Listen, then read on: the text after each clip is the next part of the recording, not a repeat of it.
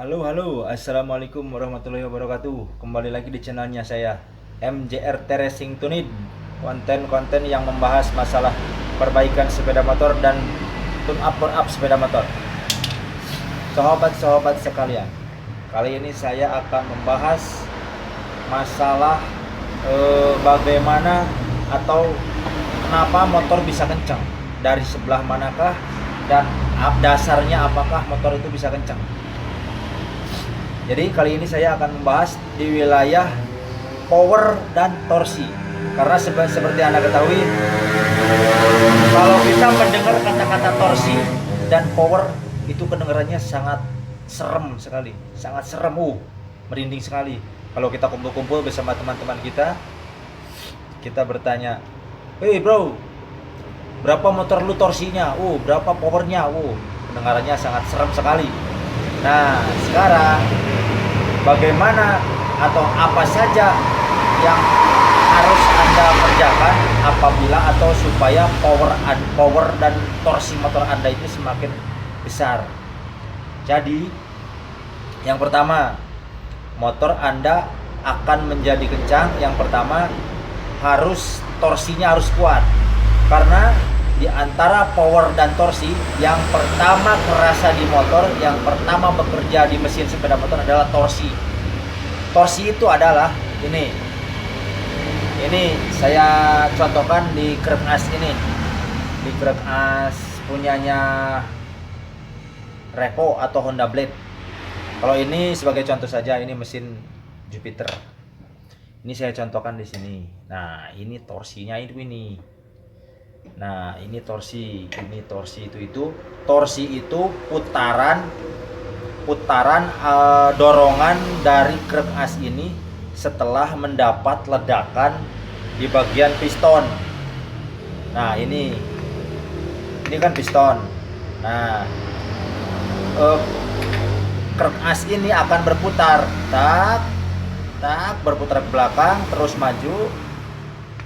Posisi TMA, pistonnya ini mendapat ledakan, terus ini mundur, krek asnya mundur. Nah, putaran ini bandulan inilah yang disebut dengan torsi. Jadi supaya torsinya kuat, Anda harus memperhatikan daerah bandul ini. Ada yang disumpal, ada yang ya gimana lah dimodif. Jadi Anda mungkin sekarang Anda sudah tahu. Jadi torsi itu adalah kuatnya putaran bandulan krek as setelah piston mendapat ledakan. Piston mendapat ledakan, posisi krek as berputar mundur. Untuk membalikan ke depannya itu membutuhkan torsi. Nah, itu torsi yang pertama. Yang kedua power, wah, ganas sekali kan power. Kedengarannya power tuh serem sekali.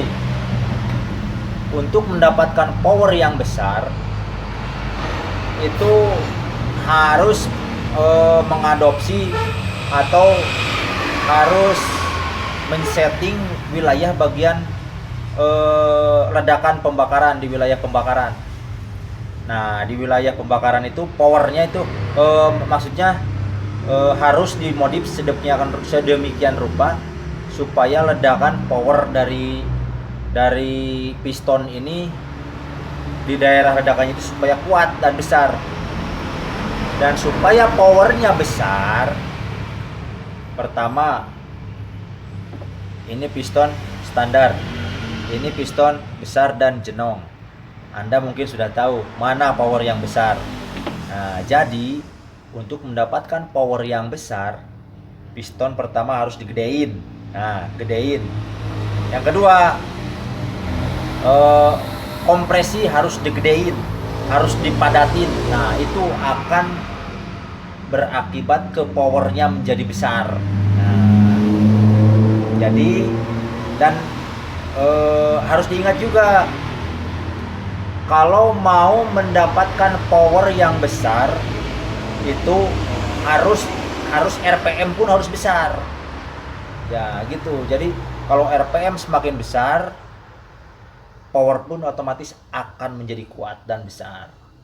RPM itu dari mana? Nah, RPM itu kan Anda mungkin bisa ngeset settingan pump pengapian di RPM 11.000 sampai 12.000, 14.000 sampai 16.000. Nah, jadi untuk membatasi RPM supaya kuat menjadi besar, part-part pendukungnya itu pertama klep, per klep itu harus diperhatikan. Nah, itu akan part-part pendukung yang akan menjadikan power mesin menjadi besar.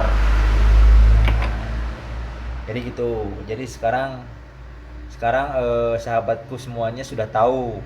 Jadi apa pengertian torsi dan power itu sebenarnya, dan apa dulu, torsi dulu apa power dulu. Jadi yang benar itu menurut saya itu torsi dulu, torsi baru power gitu. Soalnya yang kerasa pas waktu kita engkol motor itu yang pertama mendapat putaran itu bagian belakang, bagian keren as.